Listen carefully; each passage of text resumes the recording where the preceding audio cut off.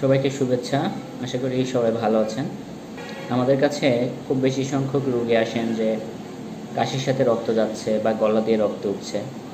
এই রোগীগুলো খুব ভীত থাকেন, অধিকাংশ ক্ষেত্রেই সন্দেহ করেন যে আমার বড় কোনো রোগ হয়েছে কিনা, অথবা তাদের মনে প্রশ্ন থাকে যে কেন আমার কাশির সাথে রক্ত যাচ্ছে, অথবা কাশির সাথে রক্ত গেলে সাথে সাথে কী করণীয় আছে। এই বিষয়গুলো নিয়েই আজকে একটু কথা বলবো। আমি ডাক্তার শোভন রাহত, বক্ষব্যাধি বিশেষজ্ঞ, চেম্বার করছি ল্যাবেট মাগুরায়। সাধারণত ফুসফুসের রোগীদের মাঝে বেশ সংখ্যক রোগীই থাকেন যাদের পূর্বে ফুসফুসের ক্ষত ছিল, তাদের মাঝে মাঝে এরকম কাশির সাথে রক্ত যায়। আবার অনেক সময় সাধারণ রোগীরাও আসেন যে আমার কাশির সাথে রক্ত যাচ্ছে। এই রোগীগুলো আমরা অন্যান্য রোগীগুলো থেকে একটু আলাদাভাবে নজর দেওয়ার চেষ্টা করি, কারণ হতে পারে এটা কোনো বড় রোগের প্রাথমিক লক্ষণ। তাহলে আমরা প্রথমে একটু জেনে নিই যে কোন কোন রোগে এরকম কাশির সাথে রক্ত যেতে পারে। প্রথমেই ফুসফুসের রোগের ভিতরে যদি বলি, আমাদের দেশে খুব কমন একটা রোগ যেমন যক্ষ্মা, বা যক্ষ্মা থেকে সৃষ্ট দীর্ঘমেয়াদী যদি কোনো ক্ষত থাকে যেমন ব্রঙ্কিকটেসিস বা অ্যাসপারজিলোমা, অথবা ফুসফুসের কোনো ইনফেকশন যেমন অ্যাকিউট ব্রঙ্কাইটিস, অথবা নিউমোনিয়া, অথবা লাং অ্যাবসেস, এই রোগগুলোতে কাশির সাথে রক্ত আসে। এগুলো খুবই কমন কারণ কাশির সাথে রক্ত আসে। এছাড়াও হতে পারে যদি কারোর রক্তে সমস্যা থাকে, ব্লিডিং ডিসঅর্ডার যদি থাকে, অর্থাৎ রক্ত সহজে জমাট বাঁধতে চায় না, এরকম রোগ যদি কারো থাকে, পালমোনারি এম্বোলিজম যদি হয়, অথবা হতে পারে হার্টের কোনো রোগ যেমন যদি মাইট্রাল স্টেনোসিস থাকে, অথবা রোগীর যদি অ্যাকিউট হার্ট ফেলিওর থাকে, এসব ক্ষেত্রেও কাশির সাথে রক্ত আসতে পারে। এই রোগগুলোর সাথে সবথেকে ভয়ানক যে রোগটা, যেটা নিয়ে আমরা সবথেকে বেশি ভয় পাই, যে ফুসফুসে ক্যান্সার যদি হয় তাহলে কাশির সাথে দীর্ঘমেয়াদী রক্ত যেতে পারে। তাহলে আপনি যদি এরকম কখনো দেখেন আপনার কাশির সাথে রক্ত আসছে, তাহলে আপনি কি করবেন?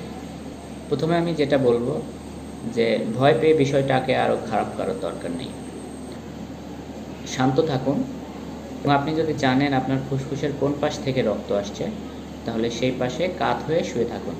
সাধারণত যাদের ফুসফুসে দীর্ঘমেয়াদী ক্ষত থাকে, এই রোগীগুলোরা আগে থেকেই জেনে যায় যে তাদের বাম পাশে অথবা ডান পাশে ক্ষত আছে। সাধারণত সেই ক্ষত পাশ থেকে রক্ত আসে। তাহলে এই ধরনের রোগীরা যে পাশে ক্ষত আসে সেই পাশে কাত হয়ে শুয়ে থাকবেন। যদি এমন হয় যে প্রথমবার আপনার কাশির সাথে রক্ত আসছে, আপনি জানেন না যে কোথা থেকে রক্ত আসছে, তাহলে বলবো শান্ত থাকুন, সোজা হয়ে বসে থাকুন। পূর্বে ডাক্তার দেখানো থাকলে আগের ওষুধগুলো নিয়মিত চালাতে থাকুন এবং দ্রুত আপনার ডাক্তারের সাথে যোগাযোগ করুন। মনে রাখবেন, জোর করে কাশি বের করতে যাবেন না। অনেকেই ধারণা রাখেন যে হয়তো কাশির সাথে রক্ত আসছে, এই রক্তটা বের হয়ে গেলে আমি সুস্থ হয়ে যাব।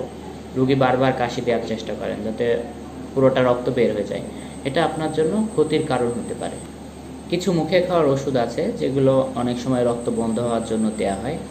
এরকম ওষুধ যদি আপনি আগে খেয়ে থাকেন তাহলে আবার খাওয়া শুরু করতে পারেন। সাধারণত এরকম রোগী আসলে আমরা রোগীদের ইতিহাস নেওয়ার চেষ্টা করি, কতদিন ধরে এরকম আসছে, অনেক বেশি রক্ত গিয়েছে কিনা। এই রক্ত যাওয়ার পরিমাণের উপরে আমরা রোগীদেরকে ভাগ করার চেষ্টা করি। যদি অল্প পরিমাণ রক্ত যায় তাহলে আমরা রোগীদেরকে কিছু পরীক্ষা নিরীক্ষা করার চেষ্টা করি। সারা পৃথিবীতেই এই একই রকম গাইডলাইন ফলো করা হয়। যেমন রোগীদেরকে একটা বুকের এক্স-রে করতে বলা হয়, অনেক সময় রক্ত পরীক্ষা করতে বলা হয়, বা কাশি পরীক্ষা করতে দেয়া হয়। আবার অনেক সময় রোগীর সমস্যা অনুযায়ী অনেক সময় বুকের সিটি স্ক্যান অথবা ব্রঙ্কোস্কোপি পরীক্ষারও প্রয়োজন হতে পারে। তাহলে আমি একটু আগে বলেছিলাম যে আমরা রক্তের পরিমাণের উপর নির্ভর করে রোগীদেরকে আলাদা করার চেষ্টা করি। এর ভিতরে সবথেকে ঝুঁকিপূর্ণ যে রোগীগুলো থাকেন, যে ম্যাসিভ হিমোপ্টাইসিস নিয়ে আসেন, অর্থাৎ খুব বেশি পরিমাণ রক্ত যাচ্ছে এরকম রোগী আসেন, আমরা তাদেরকে হসপিটালে ভর্তি হতে বলি।